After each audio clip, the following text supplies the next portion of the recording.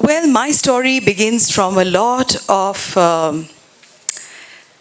space of questioning myself all along. I was just a housewife. So my story begins from there. So just try and imagine yourself, you've got a full house, your child has his or her crayons spilling over the fresh bedspread that you've laid out. You're very proud of the sheet that you've put out. It's got permanent marker stains now. And I think for all of us here who are mothers and who are housewives will relate to how we take pride in our own homes. So you say, there goes the sheet. You make a note in your to-do list to soak in the extra detergent before you go to bed. What do? We learn how to do a planning of our everyday lives. Very, very subconsciously. The kitchen is running full time. You have to learn recipes as you grow older, and you need to ensure that your child, your husband, and if anybody else is staying with you, they're not sad with what you've put together. So you also become a Michelin star chef. You also learn that your happiness or unhappiness is based on the food that you've put out on that table there. So you're also a nutritionist. And over the years, you've mastered the organized, timely meals. I know everybody's health allergy concerns, everything is in place. But I have lost track of myself. And I know how many women like me will relate to this. We lose track of ourselves. We lose track of when did we graduate? Did we really go into school? Did we ever study? Did we ever get the grades? Were we ever lauded for anything beyond all of this that you've built around you? And suddenly time has flown. You have no idea where the years have melted. Do you even know your way back home? Me, when I went into Bangalore, for so long I did not even know my way back home. I had gotten so embroiled in managing a house. It's an unfamiliar city. Many, many women go, they get displaced. They really don't know what they are negotiating in life. And this is for all the youngsters who are sitting out here. It is turmoil sometimes when you go into a new place, new surroundings, and you don't have work with you. You're dependent only on those people within those four walls. And it is not easy. I was lost, like many other women. The entire idea of feeling purposeful is now questionable. Suddenly the PTA meetings got over. My child has just suddenly grown up, He's flown the nest. And you're looking all around you and you're wondering, what is it that you can do? The school uniform, I still remember so clearly when I dropped him for his college in London and I came back, the uniform was kept like habit of years. The water bottle was kept on the side and I was all alone. I was alone, like I felt that I was lost in a desert and there was no mirage ahead of me. Where would I go? What would I do? And this I speak on behalf of all the women who choose to give up their careers and sit at home. But for me, that day I realized that I had almost become a stranger to myself. Who was that girl in Delhi? Who was that girl who had got a distinction in her English? Who was that girl who managed to get her first interview with Kushwant Singh and I was just 17 years old at that time. Who was she? I don't know. I don't recognize her anymore. I look into the mirror and I say, I don't know who this person is. I cried and I cried. I slumped, on my bed, not knowing how could I retrieve the lost years. And I had no one to really wipe my tears. Most said in a very unloving manner, "Bhai, ye to sabke saath hota hai. It happens to everyone. Aap koi special nahi ho. Sabke saath hota hai. So what is this that you've done a great job. I mean, you've made a home. You've got a child who's gone into the great college, and you've done. What have I done? I've just tried to find value through my husband, my family, my husband's promotion, my child's college. But I had no idea who I was. So here I stand as I represent the underrepresented housewife of India. She's not acknowledged. She's never paid. She's never included in financial decisions whatsoever.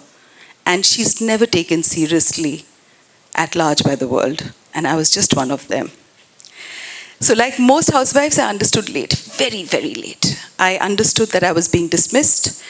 Over time, I learned to dismiss my headache. I dismissed my illnesses. I dismissed everything that I felt that I must express. To that extent that I had an autoimmune disorder that left me bedridden for over 7 years, with one eye that I could not see properly, with one arm that didn't go over the elbow, and a feet that could not walk without bandages. So this went on for about 7 years, running to and fro to the hospital, but every time when I came back home, I tried to dismiss what was happening to me. But there was an awareness that this was wrong. Something very wrong was happening at a very subtle level with me, but I didn't have the courage, to bell the cat. Naukri bhi chali gayi thi, everything was over. But I realized that I was not okay with this closure that I'd done of the woman that I know I am. I was certain that I was much more than this perfect home, that I maintained the good college my son has gotten into, the promotions that my husband had got. I was more than all of this.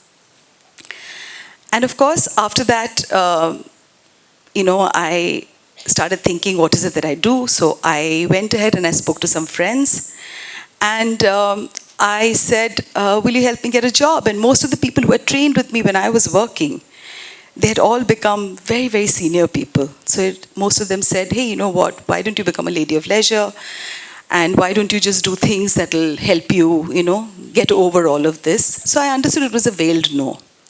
And they said, technology has moved, and I was nationally heading Grey advertising PR division. I quit that because I think most organizations or offices do not work keeping in mind a woman, her child, her pregnancy, her issues. It is even today, in spite of all that the development has happened, we go back and sit back at home. We are not considered to be fit for that promotion, or that salary negotiation is also something that we have never learned. But the restlessness just drove me mad, by then. So they all said, some of the friends said, just mail your resume to me. The only technical knowledge I had that time was my email that used to come for my son's school. And that also was a printout that used to come to me. I never even bothered to get myself a laptop. I was frightened with technology. And the world of communication had completely changed. So then quite a few people said, please do some spiritual classes. It'll help you find your ease and you'll find you'll be centered. And as housewives, we learn to be happy in that whole stagnancy that's around us. But that was making me nauseous, because honestly, there was no change that I could see for myself, and I was tormented. We don't speak about this. But this dysfunction can break women very, very harshly. And as I repeat again, that I represent the underrepresented housewives of India. So to retrieve whatever that was left of me, I desperately started to connect. Nothing was working out. They said, the break was too long. Let me see if I can help you. Some said, come on, enjoy yourself, I was really scared, and I couldn't see myself clearer. So post that, one day, I decided to just stop all the sound around me, all the cacophony around me, and I walked into a cafe.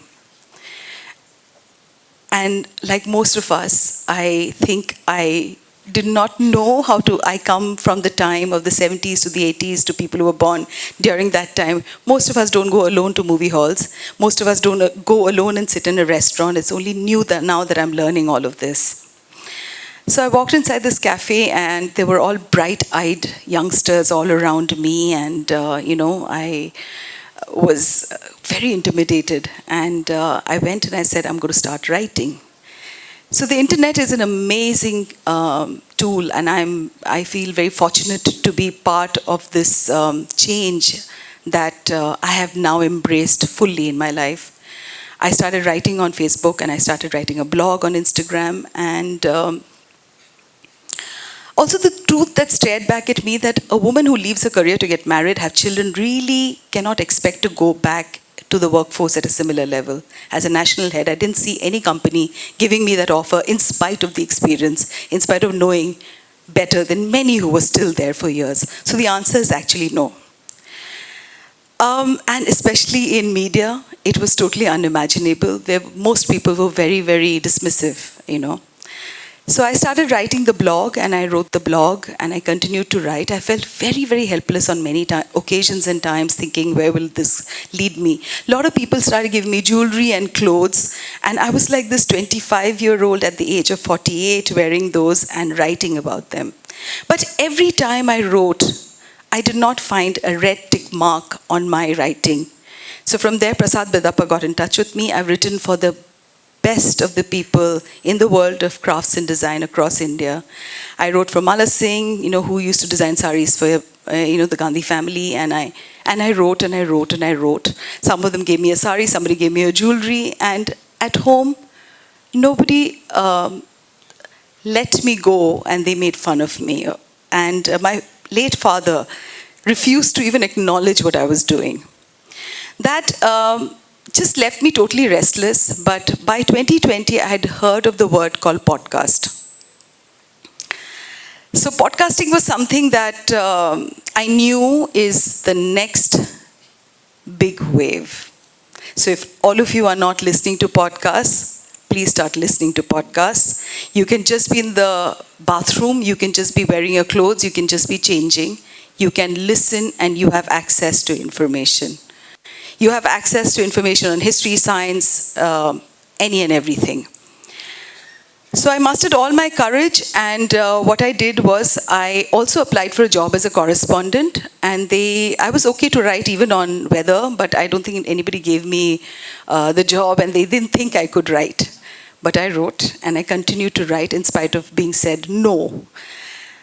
From there, in 2020, I launched my podcast. It's called The Mohua Show. It is available on almost 20 platforms right now.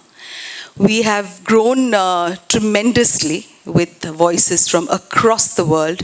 We have spoken to activists and lawyers who've spoken about women and young girls whose breasts are ironed in South Africa, so that for the fear of rape.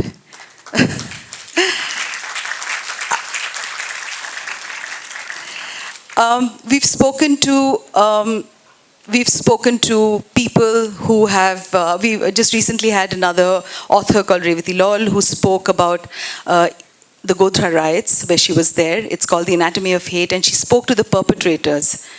And we are on the 105th episode right now, and right now we are totally bullish to go ahead and ensure that this gets sold, and all the people who are working with me should just really, really make a great living out of this. The whole idea for me to do this podcast was also because I feel that independent journalism needs to be supported, because journalism today is so badly mauled, and there's very few of us have faith any longer, with whatever is written.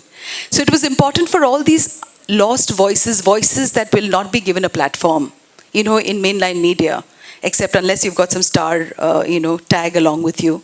That's where my podcast comes in. I want to give opportunity to everyone who wants to do something back for society. I wish to give opportunity to everybody whose voice needs to be heard to be inspired. It's an inspirational podcast. My book, I started writing my book when my parents were taking turns in the ICU. And I wrote my whole book, which is called Nautanki Sala and Other Stories. It's a book of 15 real people I met during the 80s to 2000. These are stories of displacement. Displacement has been very singularly a very huge focus in my life, because I think we don't talk about displacement yet. Not enough has been written about displacement. And I talk about simple things like displacement of my father who moved from Shillong to Delhi to Bangalore. He never could call any place home. We moved because of insurgency. Lots of people, lots of youngsters, lots of people move because of education. There's soil erosion that happens in the Sundarbans, and the grandmothers are forced to become prostitutes. That's also displacement. So my book was about all of these people who've gone against the system and had the courage to rebuild their lives.